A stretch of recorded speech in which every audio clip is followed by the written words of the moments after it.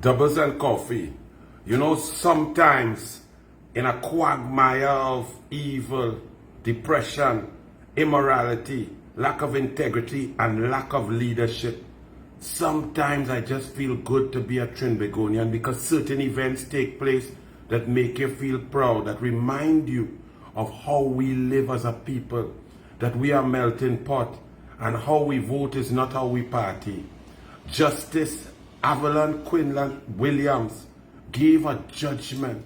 A Christian woman, a black woman, a judge listened to evidence, submissions, and gave a ruling that the Pnm government discriminated against the Hindu religion and those believers in the Hindu faith during the COVID debacle, that our rights were trampled on at every junction by the Pnm. The ban on open fire cremation was deemed to be unconstitutional.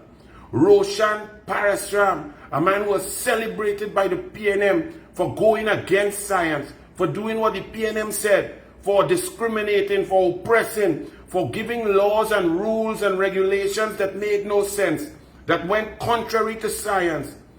This recipient of the Order of Merit of Republic of Trinidad and Tobago from the Pnm has an egg on his face now because he was told there's no science. He was told that even cremations indoors are greater risk than open fire outdoor cremations out in the sunlight.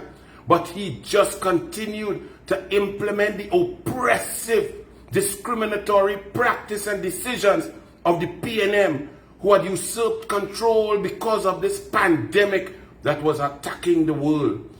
But a Christian black female judge took evidence, read arguments, checked the science, double-checked the science, and said the Pnm was found wanting. That is Trinidad and Tobago. That we don't make decisions based on race, on religion. We deal with facts, with information and science. Justice Avalon Quinlan Williams, well done. Because it doesn't mean that our society is now fixed, but it is good to see a little morsel of what is right. Because that discrimination gave pain to so many people. You cannot quantify it with money and with damages and with compensation. Because the pain of not being able to send your loved ones in your faith and what you believe on their way to be safe for eternity, that kind of pain is immeasurable. But the Pnm never followed the science. For some reason, because of our political biases, we were fooled by nonsense.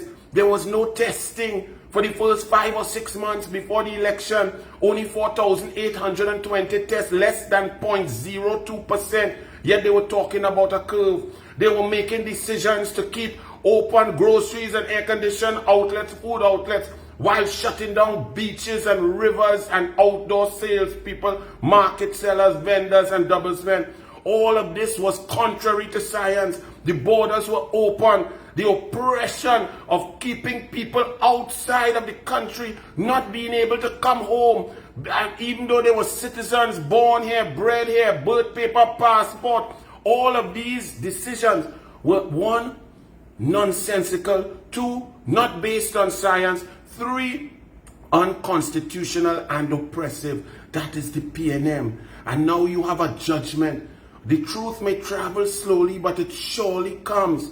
And the truth is that the Pnm bungled COVID from the beginning by not debating it, by not creating an emergency, by not following science, by taking decisions based on political expediency, and to protect those businesses who blossomed, those big financiers who got richer during COVID, while oppressing and discriminating against others.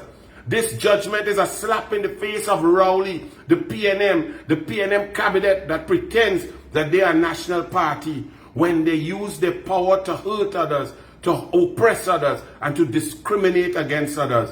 We now as a people must read this judgment, understand who the Pnm is, who ROWLEY is, and vote them out. To the judge, well done. we can have a little faith that our society can rebound and get back to basics. Bless.